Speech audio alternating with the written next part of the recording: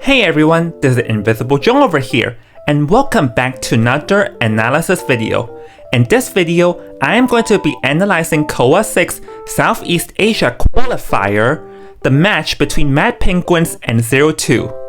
This match has just ended around 3 to 4 hours ago, and I'm just still reeling from all the emotions from this match. Because for those of you who watch it live, you know something insane happened towards the end. But throughout reviewing this match, I actually found some very good plays, both from Sneaky and also from the survivors, because MP Survivor also played this game pretty well, and we can actually catch a glimpse of how top China Team Survivor plays too throughout this game. So I'm definitely going to analyze and point it out so we can all learn from something.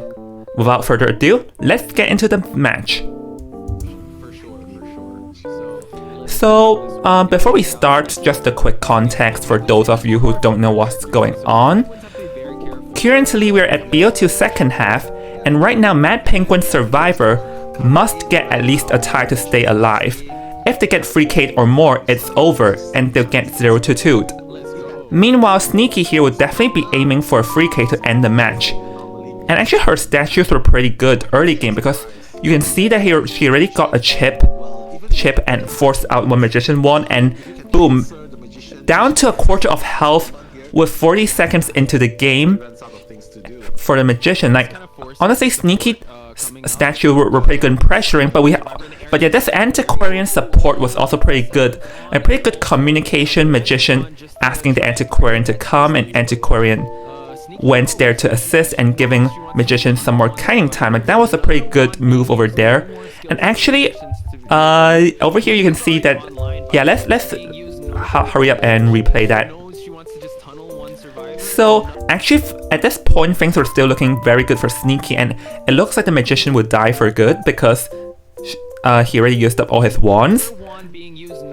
But that was unfortunate because Magician ran backwards over here, and Sneaky was trying to mind game and sort of mind gamed herself into it and allowed the anomaly to transition further away. Honestly, like, that was a pretty unfortunate and a critical mistake, because had Sneaky just downed the Magician over there, I felt like the entire game would have been different and would have been over for MP on spawn. But by allowing the Magician to survive over there, this actually allowed Anomaly to survive for around 20 to 30 more seconds of time. So this actually gave MP a chance.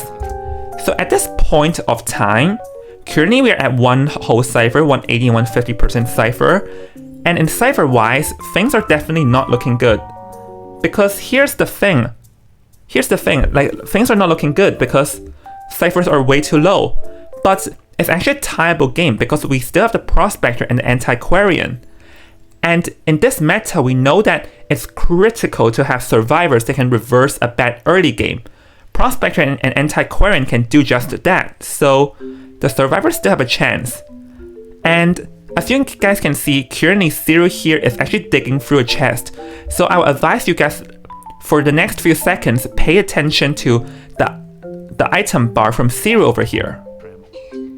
Respect the Tram, ladies and gentlemen, because the Tram has claimed so many victims before. So yeah, we can see that the Merc found a syringe, and we can see that the Merc is running here, swapping between the syringe and the elbow pad. And over here, he's going to be trying to deliver the elbow pad to the Magician.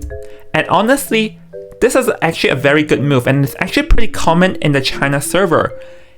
It's that if a survivor goes down too fast and they have no items to assist, or they have no more items to kite, what would happen at that point is that the mercenary will dig through a chest, grab whatever item is there, and swap between them and deliver the elbow pads for the survivor. Which in this case, the mercenary will be delivering the elbow pads for the Magician to give him a second kiting chance. And honestly, that's a pretty smart move over there. So we can see that the elbow pads are on the ground, Magician picked it up and going to instantly use it, not giving Sneaky a blinking distance. So yeah, now the Magician transitioned further away, and Antiquarian is going to stun over here and give it a stun to allow Anomaly to transition even further. So we can see the Sneaky's plan is actually to tunnel in on the Magician, but actually I feel like this is not necessarily the best move. Because, alright, let's rewind in time a bit. We can see that at this point of time, the Magician already ran further away. Meanwhile, the Antiquarian is in half health from eating 2 statues, and also the Antiquarian has just used up 2 swipes. I feel like at this point, Sneaky could have considered trying to instant chase target into the Antiquarian rather than still chasing after the Magician. Because the Antiquarian is on her face, Sneaky still has the blink and already in level 2, and if she could have instantly downed the Antiquarian, this would force the Prospector into coming over to rescue, and then everyone will be in critical health. But Sneaky has chosen to continue to tunnel in an anomaly, and now the Prospector is going to come and harass, and that's some pretty good communication over here with like everyone ended up harassing.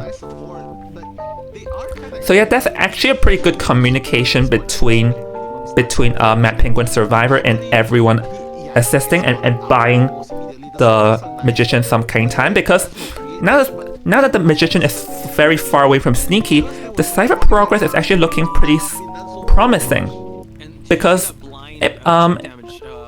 the Magician is about to go down in around 5 seconds or so, but it won't hurt that bad because we can see that now the Magician is down, but the Cipher progress is actually looking very good. Because if you guys can recall, when the Magician first down, we only had 1 whole, 180 and 150 Cipher. But now we already have 2 whole Ciphers, one almost done, one almost half done, one over half done, and the last Cipher is being decoded. So we can see that the survivors managed to bot a lot of time from assisting, and this is actually what we call an effective assist. Because actually throughout Southeast Asia, and I'm going to mention this in a recap video, there are some teams and sometimes there are an effective assist. And what an effective assist means that you manage to like assist and stun the hunter for a long time, but you did not gain any Cipher progress from it. But we can see that over here with the entire squad swapping items and Antiquarian and the Prospector all coming to assist, they managed to gain some Cipher progress throughout. So this is what we call an effective assist.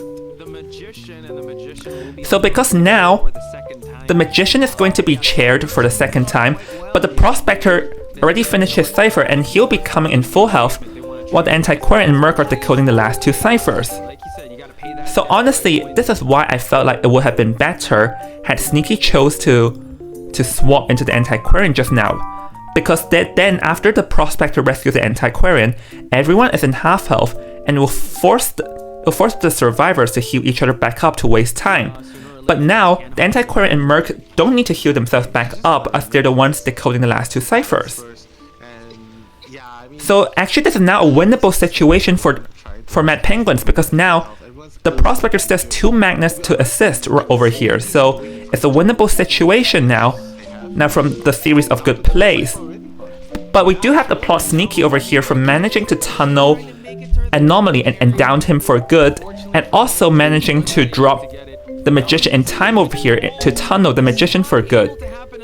So yeah, that was a pretty good target attack over here, and with that he barely managed to eliminate the Magician and get into endgame. So yep, currently this is looking to be a tying game, but Mad Penguins definitely don't want to tie, because the thing is that even if they manage to tie up this game, they still have to reverse a 7-2 score from BO1, and they definitely would not want to have that. So anyways, yeah, currently Sneaky does blink, so it's looking to be a tying game, but unfortunately for her, in front, in a few seconds, she missed her blink over there, which actually gave the survivors some agency now, because now with no ability, the Mercenary and the Antiquarian can consider to come and assist LC, which is what ended up happening. So right now we can see the Merc and Antiquarian come over here, and I'm going to slow down I'm gonna slow down what's going to happen and turn off the commentary real quick because I do want to break down on the series of good play in front. So Merc and the Antiquarian are already here. And here, as we recall, Prosp is one statue hit from death. The first group of statues here, and the mercenary ran in the correct angle and managed to save the Prospector from that statue, avoiding him from going down. That was a pretty good move from Zero over here. But as a result of that, for a moment, Zero ran too close to the Hunter from trying to protect. So at this moment, it seems like the Zero will be down instead. But Shuni's Antiquarian managed to come over and knock Sneaky backwards. So at this point, the Mercenary saved the Prospector, then Antiquarian saved the Mercenary. Like, that was a pretty good teamwork over there. Because like this 3-man teamwork is all they need to create some distance between them and the Hunter. And at this point of time, it looks like this is going to be a free escape as everyone is going to get out. It seems that this is going to be a free escape, but then... Oh! As we all know, the Tram came into play. The Antiquarian went down. Mercenary went down because he got knocked over. Prospector was forced to run out because they cannot get free K'd and will go down as well. And that wraps up the end of this match. And honestly, I do feel very, very bad for MP Survivor because let's rewind to that frame. Because at this point of time, okay, the Prospector and the Mercenary definitely can run out, and it's only the Antiquarian that has to watch out. Even though the gap between the Merc or the Antiquarian and the Hunter was near, the Antiquarian still had one flywheel effect to utilize. So actually with that flywheel effect, I believe the Antiquarian also could have escaped and it would likely have been a free escaping game at this point of time. But yeah, it was a free escape game. Not likely, it's definitely a free escaping game, but as we all know, the Tram came out of nowhere and thwarted the Survivor's plan completely. And I do feel bad for MP that this happened, considering how well they did throughout the match. But then again, Sneaky also did very well with her chases and stuff. Her statues were pretty accurate, had a pretty good pressure early game as well. So yeah. Anyways, congratulations to ZT once again. And also, I hope you guys did learn from this video of how top Survivors team play, because I definitely learned something, and I definitely had a glimpse of how top China Survivor teams play too, because that's also how they play. So yeah guys, hopefully you guys all enjoyed this video and also learned something from it. And if you did, please leave a comment down below. And if you guys liked it a lot, then I'll continue to make more videos for you guys. Anyways, this is Jong over here, and I'll see you all soon. Bye!